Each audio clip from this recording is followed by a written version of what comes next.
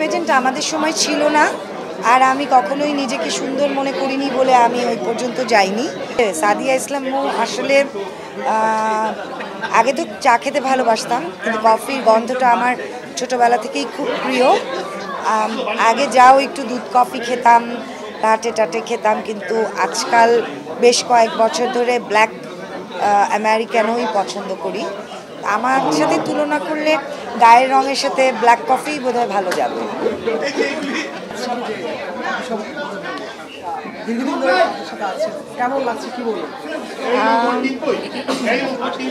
আসসালামু আলাইকুম। প্রথমে আমাকে এখানে ডাকা হয়েছে, আমি খুব অনার্ড ফিল করছি। আমাকে উপল যোগাযোগ করেছে বিপ্লবের মাধ্যমে। তো ওর সাথে এর আগেও আমার ক্রিমসন কাপে একটা দেখা হচ্ছে, আমাকে অনেক সম্মান করেছে। আমাকে দেখা মাত্রই আমার কফির বিল টিল নেয়নি। স্বাস্থ্যকর অল টাইম ফ্যামিলি কেক, সব সময় অল টাইম হেলদি লাইফ।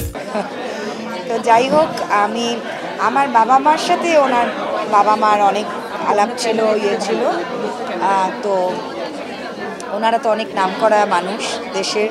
একজন শিল্পী হিসেবে ওনার ছেলের পাশে যে আমি থাকতে পেরেছি, এটাই আমার জন্য অনেক বড় ব্যাপার। এবং উপলের এটা 19তম। আমি দোয়া করি 1900টা ওর ওপেন হোক, সারা বাংলাদেশে হোক, আরও অনেক বড় হোক ওর ক্রিমসন কাপ। আমি এটাই দোয়া করি। ওনাদের সাথে আপনার পারিবারিক সম্পর্ক এটা একটু শুনতে চাই। আসলে আমার সাথে অত দেখা হয়নি ওনার বাবা মায়ের। আমার বাবা মার সাথে ওনার বাবা মার অনেক পরিচয় ছিল। আমার বাবা গান করেছেন, তোমার বাবার ইয়েতে গান করেছেন।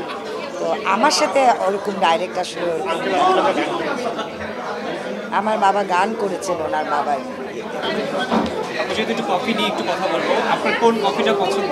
আর সাদিয়া ইসলাম মৌকে যদি কোনো কফির সাথে তুলনা করা হয় তাহলে কোন নামটা দেবে? কোন নাম দিবে? সাদিয়া ইসলাম মৌ আসলে আগে তো চা খেতে ভালোবাসতাম, কিন্তু কফির গন্ধটা আমার ছোটোবেলা থেকেই খুব প্রিয়। আগে যাও একটু দুধ কফি খেতাম, লাটে টাটে খেতাম, কিন্তু আজকাল বেশ কয়েক বছর ধরে ব্ল্যাক আমেরিকানোই পছন্দ করি। আমার সাথে তুলনা করলে গায়ের রঙের সাথে ব্ল্যাক কফি বোধহয় ভালো যাবে। মিডিয়ার কাছে নতুন করে বিচার করতে দেখেছি এবং সেটা রায় হয়ে গেল রিসেন্টলি। এই যে একটা আবার ফিরে আসুন নস্টালজিয়া, এটা নিয়ে প্লিজ একটু বলুন। আমি আসলে নতুন কুড়ির শিল্পী আমি নই, তবে আমি ছোটোবেলায় আমরা দেখেছি নতুন কুড়ি। অবশ্যই ওই গানটা আমাদের বাজার সাথে সাথে আমরাও ছোটোবেলায় চলে গেছি। খুব ভালো লেগেছে যে জিনিসটা আবার শুরু হয়েছে, এবং অনেক বাচ্চা আমরা পেয়েছি গানে, নাচে, অভিনয়ে, কবিতা আবৃত্তিতে, অনেক কিছু। সম্ভাবনা কেমন দেখে, মানে আপনাদের লেগেছে কি ধরতে পারবে ওরা? অনেক ভালো ভালো ছেলেমেয়েরা এসছে, এবং অবশ্যই আমাদের লেগেছি কেন, ওরা আরও অনেক দূরে যাবে, ইনশাল্লাহ অনেক বড় হবে। আপনাকে আমি মডেলিংয়ের আইকন বলি, আর আমাদের দেশের একটা মেয়ে মিস ইউনিভার্সিটি ভালো করছে মিথিলা, আপনি শুরু করবেন মিথিলার উদ্দেশ্যে, এবং সে এখন টপ 1-এ আছে মানে ভোটিংয়ে। কি বলবেন? আমি শুনেছি না, মিথিলার ছবি আমি দেখেছি। ওর প্রতি আমার অনেক আদর, অনেক ভালোবাসা রইল।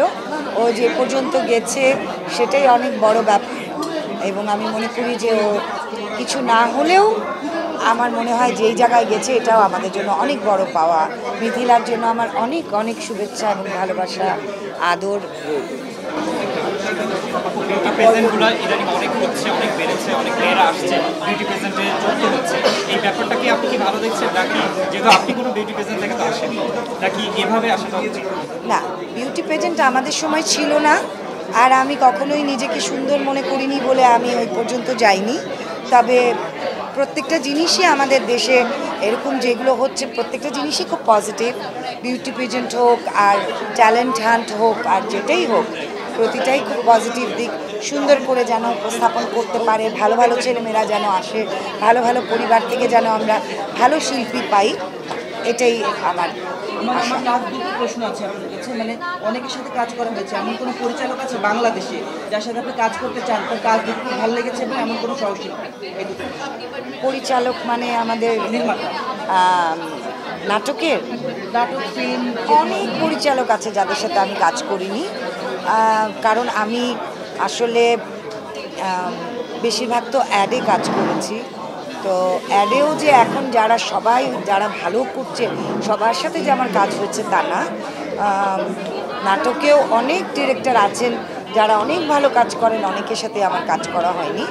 তারা যখন যোগ্য মনে করবেন আমাকে ডাকলে আমি অবশ্যই কাজ করব। আপনাদের যে পুরনো বিজ্ঞাপনগুলো এখন অনেক সময় সোশ্যাল মিডিয়া হয়তো কারোর কাছে আর্কাইভে আছে, এখন সোশ্যাল মিডিয়ার যুগ প্রচার। আপনার কয়েকটা বিজ্ঞাপন দেখার সুযোগ হয়েছে কিনা দেখেন, আমি দেখছি মিলিয়ন এখন আসলে ভোট দিয়ে নির্বাচন করি কাজগুলা, তো সেই জায়গা থেকে হচ্ছে যে এখনও আসলে এই পুরনো জিনিসগুলো দর্শক এভাবে ভালোবাসে বা এটা তো আসলে আমি বলবো আমি কৃতজ্ঞ দর্শকের কাছে যে আমার কাজ এখনও তাদের ভালো লাগছে, এবং এটা তো একলা কারোর জন্য না, সবার একটা সম্মিলিত প্রচেষ্টা। আমরা যারা একসাথে কাজ করেছি, যারা তখন ক্যামেরায় ছিলেন, যারা মেকার ছিলেন, যারা জিঙ্গল করেছেন, তাদের প্রত্যেকেরই প্রচেষ্টায় একটা জিনিস সফল হয়। তাদের সবার কাছেই আমি কৃতজ্ঞ, এবং এখনকার দর্শকরা যে আমাদের কাজ দেখছেন তাদের যে ভালো লাগছে সেটাই আমার কাছে অনেক বড়। আগের একটা বিজ্ঞাপন অনিয়ার হলে রাতারাতি তারকা হয়ে যাচ্ছে বিজ্ঞাপনটা, এখন আসলে দেখা যায় যে বিজ্ঞাপন অ্যাভেলেবেল হচ্ছে কিন্তু ওইভাবে মানুষের দৌড় আগের সাথে এখনের তুলনা করা আসলেই ঠিক না। আগে একটা চ্যানেল ছিল, আর টেলিভিশন দেখতাম আমরা সবাই। আমরা তো নিজেরাই অনেক ব্যস্ত, নিজেই তো নিজের কাজ দেখার সময় পাই না। আগের সাথে এখনের তুলনা করলে তো হবে না। এখন তো আরো ইজি হওয়ার কথা না, কারণ সবার হাতেই একটা মোবাইল থাকা। সময় যে নাই আমরা তো সবাই ব্যস্ত, অপশন অনেক বেশি। দীর্ঘ ক্যারিয়ারে কখনো সিনেমা করতে ইচ্ছে হয় না বা সিনেমা তো আপনাকে না, ইচ্ছে হয়নি ঠিক তা না, আসলে যখন অফার হয়েছিল তখন করা হয়ে ওঠেনি। তো আলটিমেটলি সব শিল্পীরই তো একটা গোল থাকে যে একটা সিনেমা মানে বড় পর্দায় নিজেকে দেখতে। আপনার মধ্যে কখন আসলে এই ইচ্ছা বাসনা বা তখন ছিল না, এখন আছে। এখন যদি সব কিছু সমন্বয় হবে হয়তো করতেও পারি। আপনার ইচ্ছা আছে যদি আপনার কাছে ভালো, হ্যাঁ, যদি ওরকম কাজের প্রস্তাব আসে তাহলে অবশ্যই ভেবে দেখবো। ওটিটি কাজগুলো হয়তো বাসা ফ্রি থাকলে দেখা হয়, ওটিটিতে কখনো কোনো চরিত্র টানে কিনা যে এই জায়গাটা ওটিটি, হ্যাঁ, অনেক ভালো ভালো ওটিটি দেখেছি। আমাদের দেশে অনেক ভালো ভালো কাজ হচ্ছে, অনেকের কাজ আমার অনেক ভালো লাগে এবং খুব পছন্দ করছি ওটিটি। ধন্যবাদ সবাইকে। আসসালামু আলাইকুম।